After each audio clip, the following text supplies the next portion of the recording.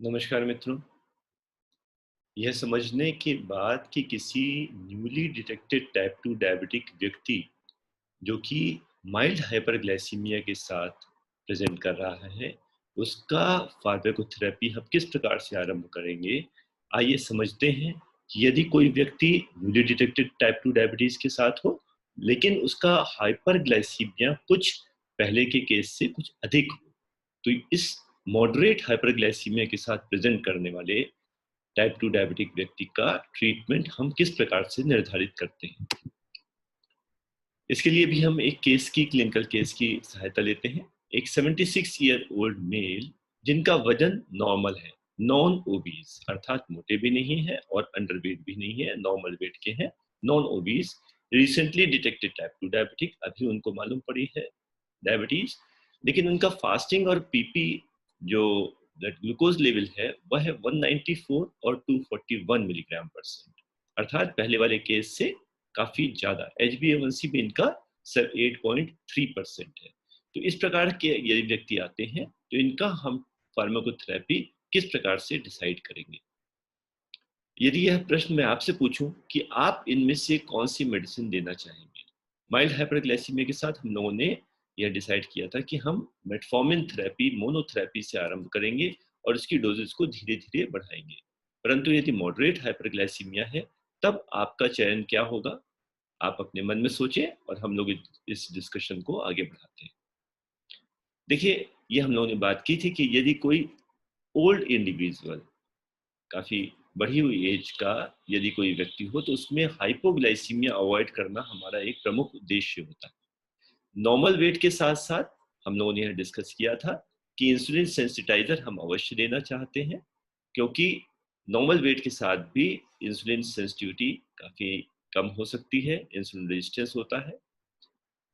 Recently detected type 2 diabetes के साथ हमारे पास इंसुलिन रिजर्व या बीटा सेल फंक्शनल स्टेटस हमारे पास काफी होता है, तो इंसुलिन सिक्रेटिंग कैपेसिटी व्यक्ति की काफी होनी चाहिए।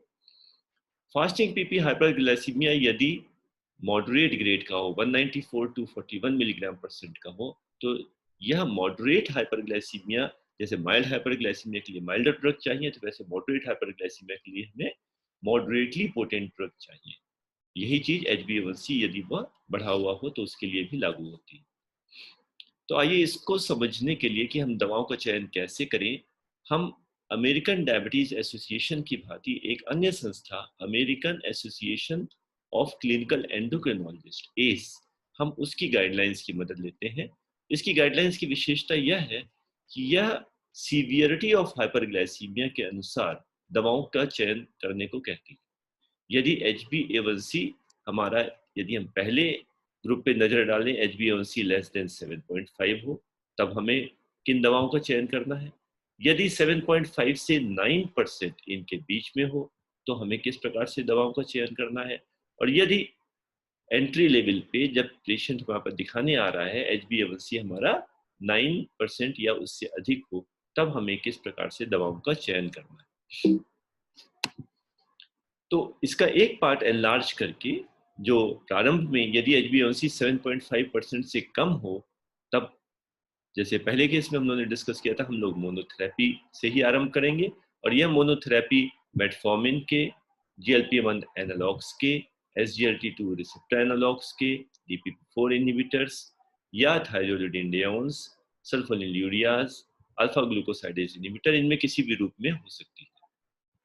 यदि एंट्री लेवल HbA1c 7.5 से 9% के बीच हो, मॉडरेट लेवल ऑफ हाइपरग्लाइसीमिया हो, तब एस की रिकमेंडेशंस हैं कि हम सीधे डुअल थेरेपी से आरंभ करें, क्योंकि यह संभावना कि मोनोथेरेपी उसको सामान्य बना लेगी, यह यहाँ कम हो जाती है। और डुअल थेरेपी में एक दवा तो मेटफॉर्मिन ही रहेगी। मेटफॉर्मिन यदि उसका कोई कंट्राइंडिकेशन नहीं है तो पहली दवा मेटफॉर्मिन जो कि प्राइमरी ड्रग रहेगी, और सेकेंडरी ड्रग इनमें से जो पहले हम लोगों ने डिस्कस की उनमें से किसी भी दवा को लिया जा सकता है, साथ में बेसल इंसुलिन तक को।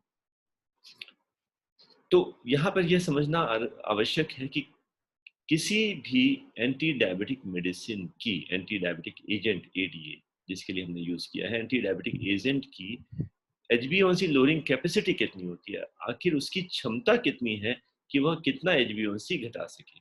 ये देखा गया है कि मेटफॉर्मिन, सल्फोनिलूरियाज, GLP-1 एनालॉग्स या ग्लिटोजोन्स, यह सभी ड्रग्स 1.5% तक लगभग HbA1c को घटा सकती हैं।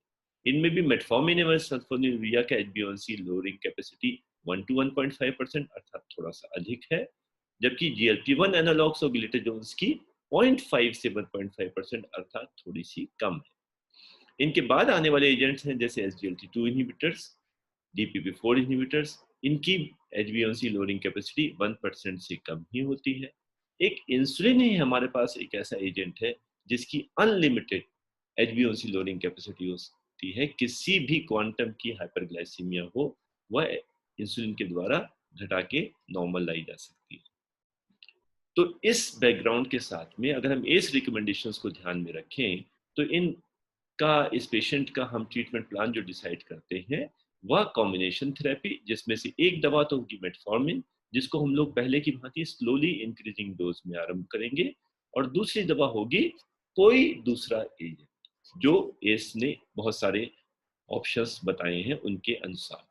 तो यही चीज यदि मैं आपसे पूछूं, आप डिसाइड करिए कि यदि कोई नॉर्मल वेट का 76 year old mail recently detected type 2 diabetes के साथ मॉडरेट लेवल ऑफ हाइपरग्लाइसीमिया में आए तो आपका चयन क्या होगा। मेटफॉर्मिन के साथ आप ग्लिमिप्राइड या कोई सल्फोनिलूरिया जोड़ेंगे, DPP4 इनहिबिटर्स जोड़ेंगे, SGLT2 इनहिबिटर्स जोड़ेंगे या ग्लिटोजोन्स जोड़ेंगे। आइए यह समझने के लिए हम लोग पुनः एडीए रिकमेंडेशंस पे जाते हैं। एडीए रिकमेंडेशंस की ये जो बड़ा सा पूरा फ्लो चार्ट है, इसका हम लोग एक एक पार्ट को एनलार्ज करके समझने के लिए और तब हम डिस्कस करते हैं। फर्स्ट लाइन एजेंट तो जैसा हम लोग पहले डिस्कस कर चुके हैं मेटफॉर्मिन ही होगा, और इसके बाद यदि कोई एथेरोस्क्लेरोटिक कार्डियोवैस्कुलर डिजीज नहीं है हार्ट की, यदि हार्ट फेल्योर नहीं है, यदि क्रॉनिक किडनी डिजीज नहीं है, जिनके लिए कुछ विशेष रिकमेंडेशन है जो हम लोग बाद में डिस्कस करेंगे, तब हमारे पास यह सभी दवाएं एक ऑप्शन हो सकती हैं ग्लूकोज लोअरिंग के लिए मेटफॉर्मिन के साथ जोड़ने के लिए। इनमें से एक एक को हम लोग सबसे पहले एजेंट्स जो कि हाइपोग्लाइसीमिया के चांसेस जिनसे कम होते हैं, जो हम लोग इस बुजुर्ग व्यक्ति में भी जैसे हम लोग देना चाहेंगे, उनके विषय में डिस्कस करते हैं। तो मेटफॉर्मिन के साथ जोड़ने वाले ये एजेंट्स हो सकते हैं DPP4 inhibitors, GLP-1 receptor analogues, SGLT2 receptors और थाइरोलिडीन डायोन्स। यहाँ पे GLP-1 receptor analogues injectable agents हैं। थाइरोलिडीन डायोन्स अपने आप में आजकल इनको बहुत अधिक प्रेफरेंस नहीं दी जाती है क्योंकि इनके साथ में कुछ परेशानियां जुड़ी हुई हैं। तो इस प्रकार से हमारे लिए जो प्रेफर्ड एजेंट्स बचते हैं, जो ओरल एजेंट्स, अगर हम इस इंजेक्टेबल को छोड़ते हैं तो वह है DPP4 इनहिबिटर्स और SGLT2 इनहिबिटर्स। इनमें से हम लोगों ने इस केस के लिए DPP4 इनहिबिटर्स का चयन किया। तो आइए देखते हैं यदि हम लोग इस केस को DPP4 इनहिबिटर्स के द्वारा, जिसमें से एक एजेंट है टेनेलिग्लिप्टिन जो कि काफ़ी इकोनॉमिकल होने के कारण से हमारी जनता के लिए काफ़ी उपयुक्त समझा जाता है, तो मेटफॉर्मिन और टेनेलिग्लिप्टिन को हम लोग इस केस में आरंभ करके देखते हैं। सर्वप्रथम जब ये पेशेंट हमारे पास दिखाने आए तो 194 और 241 मिलीग्राम परसेंट इनकी शुगर थी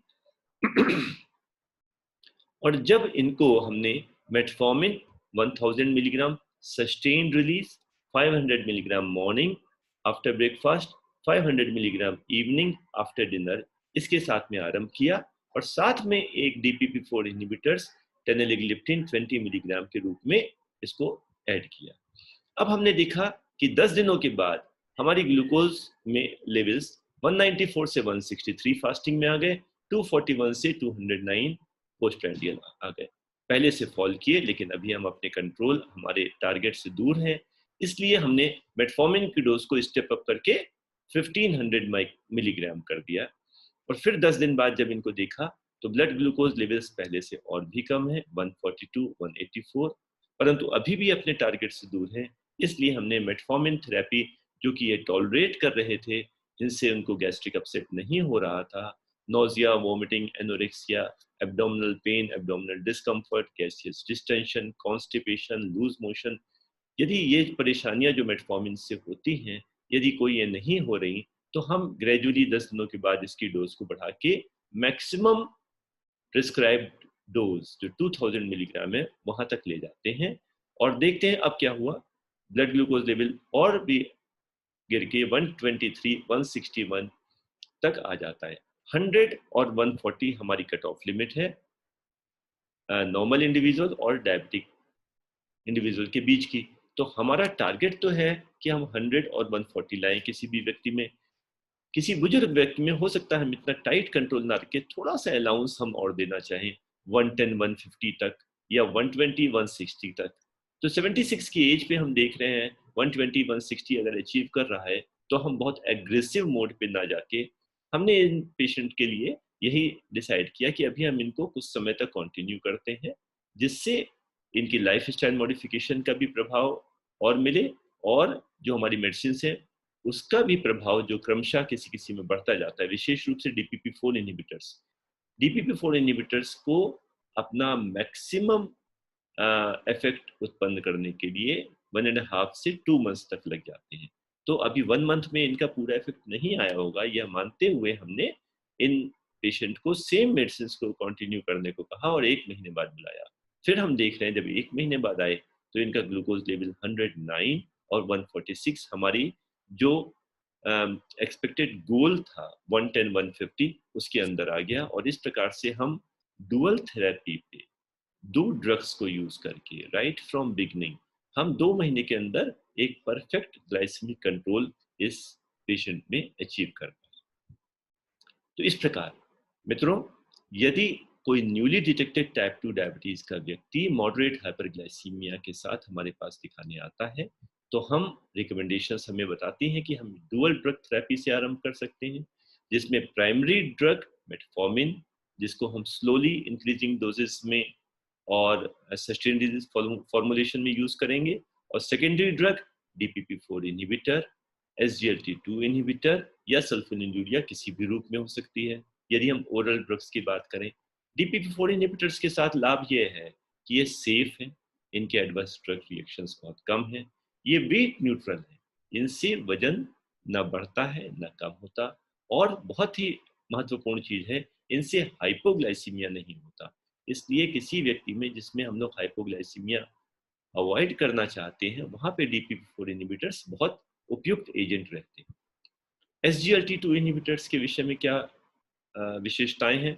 इनसे भी हाइपोग्लाइसीमिया नहीं होता, यह वेट लॉस में हेल्प करती है। तो जहां DPP-4 इनहिबिटर्स वेट न्यूट्रल हैं, SGLT2 इनहिबिटर्स ये यदि कोई ओवरवेट या ओबीज इंडिविजुअल है तो उसके वेट लॉस में भी हेल्प करते हैं। परंतु इनके साथ एक कॉशन, एक सावधानी हमें हमेशा ध्यान में रखनी है। SGLT2 इनहिबिटर्स का मोड ऑफ एक्शन है ये ग्लाइकोस्यूरिया कराते हैं, ग्लूकोज को यूरिन से निकालते हैं, जिसके कारण से जेनाइटल रीजन्स में जो ग्लूकोज युक्त यूरिन रहती है वह जेनाइटल यूरिनरी इन्फेक्शंस के चांसेस को बढ़ा देती है। तो इसके लिए हमें पेशेंट को पहले से समझा के और हाइजीन मेंटेन करने के लिए पहले से समझा के उनको भेजना है। सल्फोनिलूरियाज जो एक ऑप्शन हो सकते हैं वो बहुत पोटेंट ड्रग है। हमने देखा कि DPP-4 SGLT2 इनहिबिटर्स 1% से कम HbA1c कम घटा सकते हैं, लेकिन सल्फोनिलूरियाज 1.5% तक घटा सकते हैं, तो ये अधिक पोटेंट ड्रग है। परंतु इसके साथ 2 सावधानियां अपेक्षित हैं। एक, इससे हाइपोग्लाइसीमिया हो सकता है जो कि DPP-4 इनहिबिटर्स और SGLT2 इनहिबिटर्स से नहीं होता। दूसरा, यह वेट गेन कराने की टेंडेंसी रखते हैं। क्यों?